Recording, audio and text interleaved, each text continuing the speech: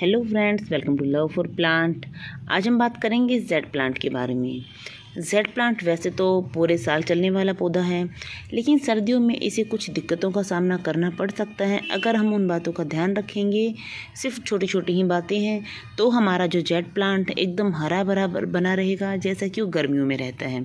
सर्दियों में कुछ दिक्कतें आती हैं इसे कि जो हमारे पत्ते रहते हैं वो येलो हो जाते हैं, और जो पत्तियाँ रहती हैं वो सिकुड़ जाती हैं कई बार।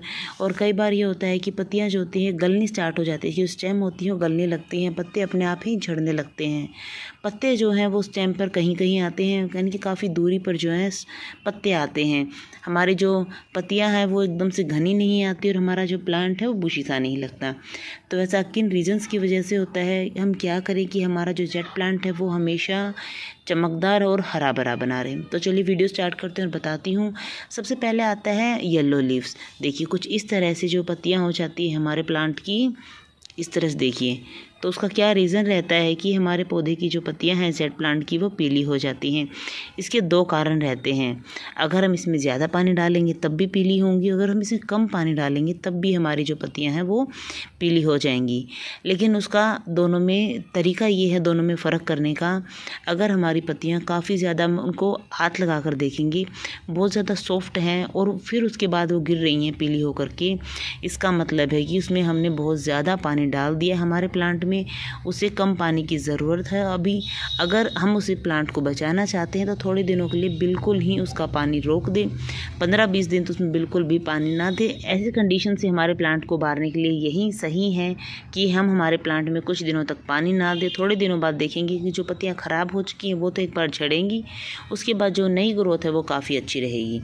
दूसरा ये है कि अगर हमें लगता है कि हमारे जो जेड प्लांट की पत्तियां हैं वो पीली होकर गिर रही हैं, लेकिन वो सॉफ्ट नहीं हैं, वो पतली हैं, यानी कि उनके अंदर अगर हम फील करेंगे तो बहुत ज़्यादा उनके अंदर पल्प नहीं है, तो इसका मतलब है कि आपका प्लांट अंडर वाटर है। अभी जो मेरा प्लांट है वो थोड़ा सा अंडर वाटर है, बहुत ज़्यादा नहीं है। उसका भी रीज़न सिर्फ इस वजह से है कि काफ़ी ज़्यादा पुराना प्लांट है। आप इसके स्टेम्स देखकर ही पता कर सकते हैं कि कितनी इसकी मोटी मोटी स्टेम्स हो चुकी हैं। ये रूट बाउंड प्लांट है, इसमें कितना भी पानी दे, पानी बहुत ज़्यादा इसमें टिकता ही नहीं है। सिर्फ इसी वजह से प्लांट थोड़ा सा अंडर वाटर रहता है।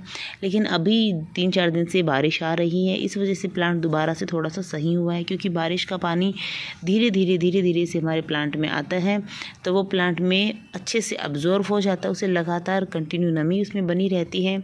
इस वजह से आप आसानी से पहचान सकते हैं कि आपका जो प्लांट है वो अंडर वाटर है कि ओवर वाटर है, कि आपके जो पौधे के पत्ते हैं वो अंडर वाटर होकर गिर रहे हैं पीले होकर, कि वो उसमें ओवर वाटर है, इस तरह से। दूसरा जो रीज़न रहता है पत्तों के हमारे गिरने का, यानी कि वो पतले होकर गिरने का, उनका भी अंडर वाटर ही रहता है। कई बार हमारे जो पत्ते हैं वो सिकुड़ जाते हैं। अभी इसमें कोई पत्ता ऐसा है नहीं, अगर किसी प्लांटर में होगा तो मैं आपको दिखाऊंगी। पत्ते जो है एकदम से श्रिंक हो जाते हैं, ऐसा लगेगा उस पत्ते में सलवटें आ गई हैं। तो ऐसा किस वजह से रहता है?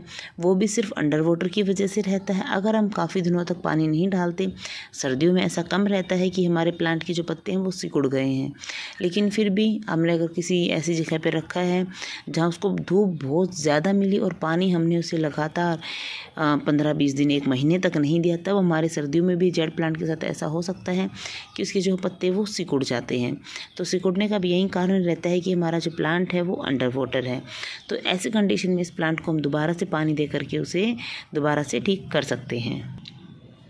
अब बारी आती है, कई बार हम देखते हैं कि देखिए कुछ पत्ते तो हमारे ऐसे रहते हैं, यानी कि कुछ टहनियाँ तो जिन पर बहुत ज़्यादा गहरे गहरे पत्ते रहते हैं, कुछ टहनियाँ ऐसी रहती हैं जो फटाफट से लंबी हो जाती हैं और उन पर जो पत्ते होते हैं काफ़ी दूरी में लगते हैं। देखिए इसमें आप देख सकते हैं आधा इंच पर जो पत्ते हैं वो हैं, लेकिन जो कुछ टहनियाँ देखिए इस तरह से जो अपने हिसाब से बढ़ रही हैं उन पर बहुत ही गहरे पत्ते हैं।